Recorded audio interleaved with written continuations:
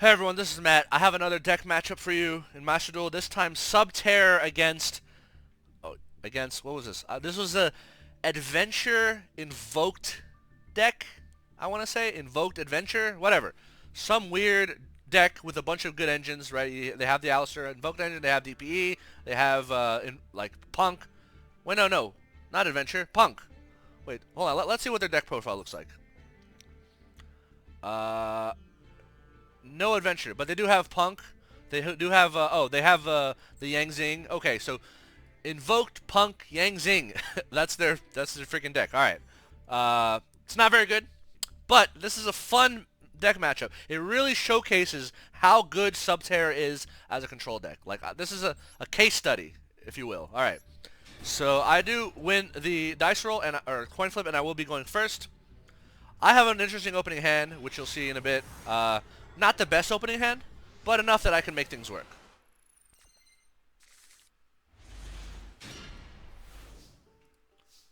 Alright, so I open triple Hidden City. How insane is that, right? A card that's a hard once per turn. So basically, I open 3 bricks, or 2 bricks, right? So I'm going to Hidden City, grab my Guru. I'm going to set Guru. Hidden City's going to flip. I'm going to get my Fiendus, and then I'm going to set use Pot of Duality, and I'm going to grab Trap Trick here. So the thing about so Pot of Duality, so you want to play your pots after you've thinned your deck, right? So Hidden City grab Guru, Guru grab Fiendus, so I thinned my deck before using Pot of Duality. Anyway, so I'm going to set Final Battle and Trap Trick, and he knows I have Trap Trick. Alright, so let's see what he does. He's going to use Meltdown, and he's going to normal Aleister. He's gonna E-Telly first, so this caught me by surprise. Alright, so here's the deal. He's gonna normal Ali, and Ali's gonna search his invocation. So here's what I don't want happening. I don't want this to go through for 2 reasons, right? One, if he grabs invocation, he can now make Mechaba, and he has a tuner plus Aleister on the field. He wants Aleister to go to the graveyard. He's gonna make Krishron Halki Fibrax here. So if I do nothing, that's what's going to happen. So I decide I'm going to chain Fiendus to negate Aleister's search, and then I'm going to chain Final Battle to say Subterror monsters cannot be negated, and then I'm going to chain Guru and flip Aleister face down. So what does this accomplish? 1, it stops him from searching invocation. So note, this guy has a 36 card deck plus 5 plus, so he has like a more than 40 card deck, right? Yeah, it's possible that he hard drew invocation, but here's the thing. He can only make Mechaba now if he has a light monster in his hand, right? Or he manages to send one to the graveyard, right? But in any case, I'm stopping him from using Aleister as link material. Because Aleister's face down, he cannot link it into Krishron Halki Fibrax. He cannot link it into Artemis or whatever. He can't get into the graveyard, essentially. So that's going to negate it. He's going to be face down. And now I was like, okay, so he uses normal summon, he uses E-Telly. So if you still want to make Krishron Halki Fibrax, you need a special summon again. And of course, this motherfucker has a second emergency teleport, which is nuts, right? So he's going to grab the Amin, right? The Amin's going to get Foxy Tune. And now he's going to make Krishron Halki Fibrax, okay? So far, so good. Despot 0-1. Aurorodon, alright. So you definitely want to wait to interrupt their combo until the Aurorodon, because if you take out Hulk and the Aurorodon, they're dead in the water. There's nothing left they can do, right? So he's gonna make 3 tokens, and then Despot is gonna revive itself. All right, now it's time to act. I'm gonna flip Trap Trick, and I'm gonna grab my good friend Needle Sealing, baby. That's right. Needle Sealing is gonna come in here and destroy all their monsters. And the cool thing about Subterror, because the monsters are often face down, they dodge Needle Sealing, right? So I kill all their monsters except Aleister, but doesn't matter, Aleister's face down. And this guy hard draws Fusion Destiny. Can you believe this? Anyway, so he's gonna make DPE, okay? He's gonna battle. I'm gonna try to negate his effect, but he's gonna pop Aleister and Guru and swing. Okay, fine.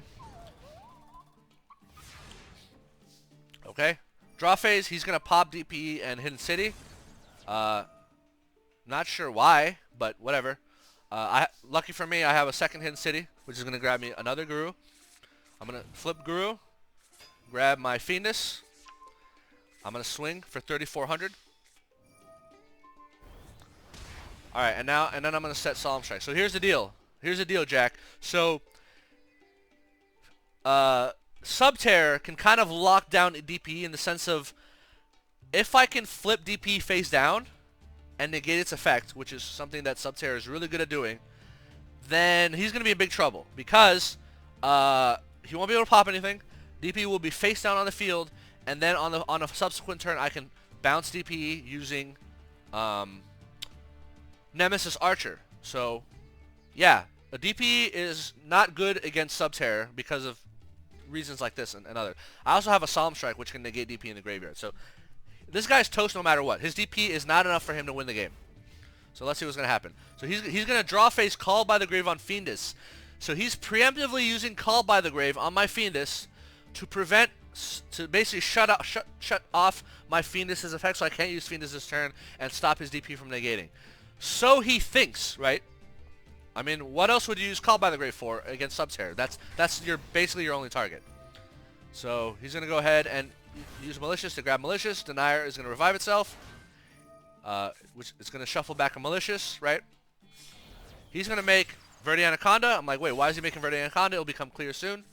The reason is because he's not trying to summon DP. He's trying to make access code. So he goes ahead and he gets enough material for a Link 4. He summons access code, but I have Solemn Strike. I love Solemn Strike. This card right here is a mandatory 3 of in every single control deck.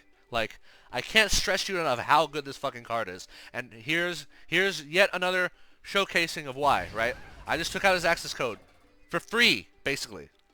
Alright, so he's going to attempt to use DP to pop my Guru or whatever. I'm going to chain Fiendus, right? But wait a minute, didn't he use Call by the Grave? How is Fiendus effect going to go through? Because I'm going to chain Final Battle, and let's read this together, shall we? Effect number 4. This turn, activate effects of Subterror cards cannot be negated, which means Call by the Grave does nothing. It cannot be negated. So, I'm going to then chain Guru to flip DP face down. So not only will he not get to pop anything, but his DP is going to be face down, which means he will not be able to use this effect next turn, which means it's a sitting duck for what I have planned, right? So he gets negated. Alright. And he has 0 cards in hand. I'm going to flip Guru to get a search for Nemesis Archer. Oh, he has another card that says the Jory Punk trap. You can target one effect monster opponent controls, negates this effect until the end of the turn. Oh, really? You want to negate my Subterror effect? Well, I have this card here that says this turn, activate effects of Subterror cards cannot be negated.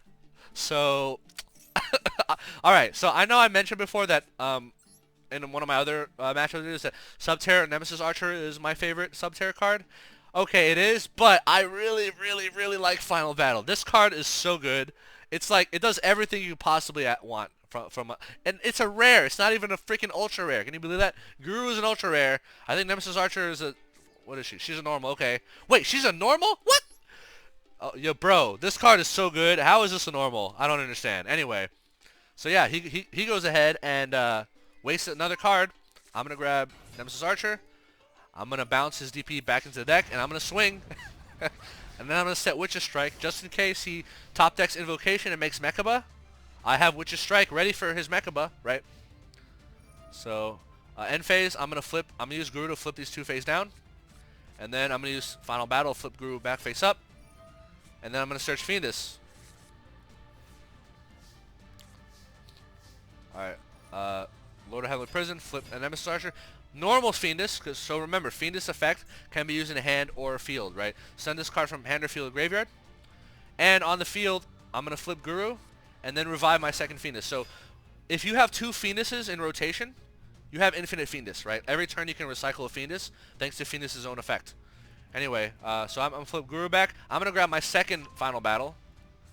So yeah, I like to run 2 Final Battles because I want to maybe hard draw one sometimes, but also if one gets dealt with, you have a second. But also 2 Final Battle is great because like Final Battle is not a hard once per turn.